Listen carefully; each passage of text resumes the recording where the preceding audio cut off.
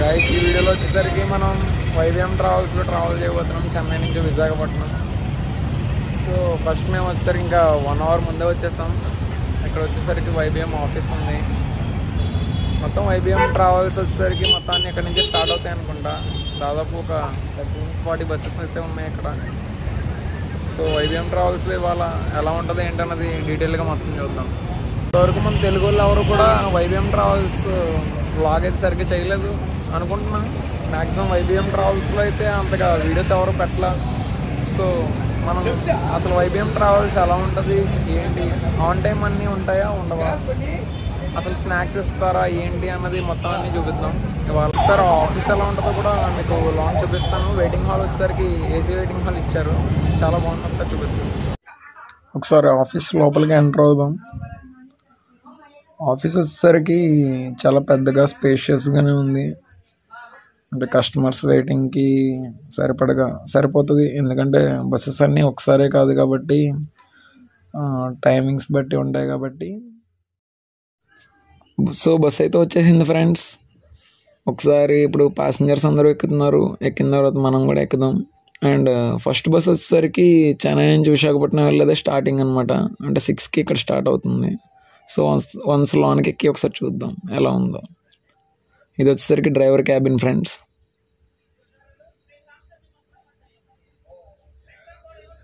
ఇప్పుడు మన సీట్స్ వచ్చేసరికి అప్పర్ బెర్త్ బుక్ చేసాం. సీట్ నెంబర్స్ వచ్చేసరికి 25 and 26. ఇక్కడ ఎవరు వెయిట్ చేస్తున్నారు అంటే అక్కడ ఏంటంటే రాంగ్ కమ్యూనికేషన్ అయ్యారు వాళ్ళు. 25A 25B కూడా ఉన్నాయి. సో వాళ్ళు వెనక్కి వెళ్ళారు. ఇక్కడ ఇదిగోండి మా వాడు కూర్చున్నాడు. బస్ వచ్చేసరికి ఇలా ఉంది ఫ్రెండ్స్. ఇంటీరియర్ మొత్తం సీట్స్ దగ్గర ఆప్షన్స్ ఏముంటాయి అన్నది 1 by 1 ఎక్స్ప్లెయిన్ చేస్తాను, ఒకసారి చూడండి. ఇది వచ్చేసరికి ఇంటీరియర్ ఫ్రెండ్స్ మొత్తం. మేము వచ్చేసరికి 2+1 కదా, 2 sides మేము బుక్ చేసుకున్నాం.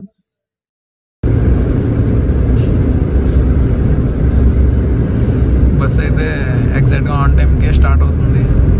6 కన్నా ముందే ఎగ్జాక్ట్ టైం వచ్చేసరికి 6కి.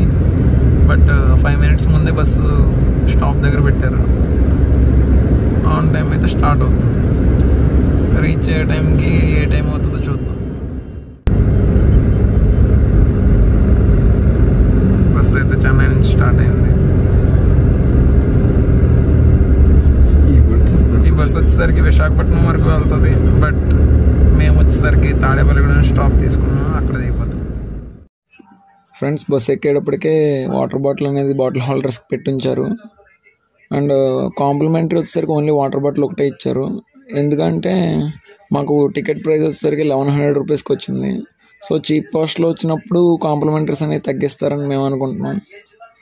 యాక్చువల్గా అయితే స్నాక్స్ అన్నీ పెడతారు, అంటే జ్యూస్ స్నాక్స్ గట్రా అన్నీ పెడతారు. సో టికెట్ ప్రైస్ వాళ్ళు తగ్గించారని మేము అనుకుంటున్నాం.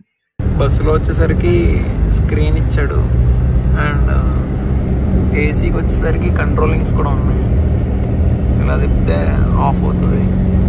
ఇలా మనం అడ్జస్ట్మెంట్ చేసుకుంటూ ఫుల్ కావాలంటే ఫుల్ తిప్పుకోవడమే. అండ్ ఇక్కడ వచ్చేసరికి పవర్ సాకెట్స్ ఇచ్చాడు. ఈ 2 స్విచ్చెస్ వచ్చేసరికి ఈ లైట్స్కి అనమాట. ప్రజెంట్ అయితే మనకి లైట్స్ యాక్సెస్ అయితే లేదు. అండ్ టీవీ ఇంకా ఆన్ అవ్వలేదు మరి ఎవరికి. అది కాకుండా హెడ్సెట్స్ కూడా ఇచ్చాడు. హెడ్సెట్స్ వచ్చేసరికి జేబ్రానిక్స్, మరి ఎలా పనిచేస్తాయో చూద్దాం. వన్స్ టీవీ ఆన్ అయిన తర్వాత మీకు ఆ రివ్యూ వచ్చి చెప్తాను అనమాట.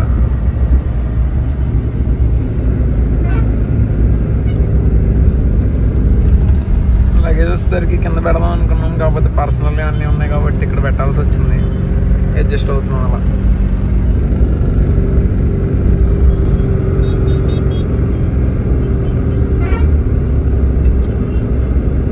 చెన్నై నుంచి అయితే వెళ్ళిపోతున్నాం గైస్.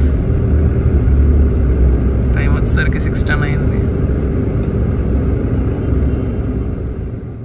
బస్ వచ్చేసరికి 60 kilometers చెన్నై నుంచి వచ్చిన తర్వాత డిన్నర్కి అయితే స్టాప్ ఇచ్చారు. ఈ స్టాప్ వచ్చేసరికి హైవే పక్కన ఇక్కడ స్వాతి ధాబా అని ఉంది. స్వాతి ధాబా దగ్గర అయితే ఆపారు. అండ్ హాఫ్ అన్ అవర్లో కంప్లీట్ చేసుకోమని కూడా చెప్పారు మాకు. సో ఇదిగోండి బ్యాక్ సైడ్ కనబడుతుంది కదా స్వాతి ధాబా, హైవే పక్కన అనమాట. 60 కిలోమీటర్స్ ఉంటుంది చెన్నై నుంచి. కంప్లీట్ చేసుకున్నాక మళ్ళీ బస్సు కంటిన్యూ చేస్తాం.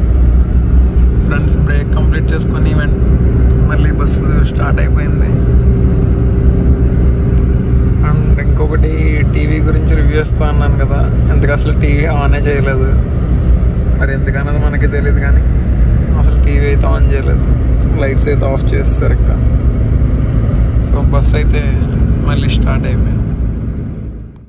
వన్స్ బస్ స్పీడ్ అనేది ఒకసారి చెక్ చేద్దాం. స్పీడ్ వచ్చేసరికి యావరేజ్గా 75 నుంచి 85 మధ్యలో మెయింటైన్ చేస్తున్నారు. యావరేజ్గా ఒక 80 స్పీడ్ అనేది మెయింటైన్ చేసుకుంటూ వెళ్తున్నారు. అండ్ ఆన్ టైం అనేది బస్సు ఏ లొకేషన్కైనా ఆన్ టైం రీచ్ అయిపోతుంది. ఫ్రెండ్స్ టైం వచ్చేసరికి ఎర్లీ మార్నింగ్ 3:30 అయితే అవుతుంది. అండ్ మన స్టాప్ కూడా వచ్చేసింది. బస్ లాస్ట్ స్టాప్ వచ్చేసరికి విశాఖపట్నం, బట్ మనం బుక్ చేసుకున్న స్టాప్ తాడేపల్లిగూడెం అని చెప్పాను కదా. సో తాడేపల్లిగూడెంలో అయితే దిగిపోతున్నాం ఫ్రెండ్స్. అండ్ ఇంతటితో మన వైబిఎం ట్రావెల్స్ జర్నీ అయితే కంప్లీట్ అవుతుంది.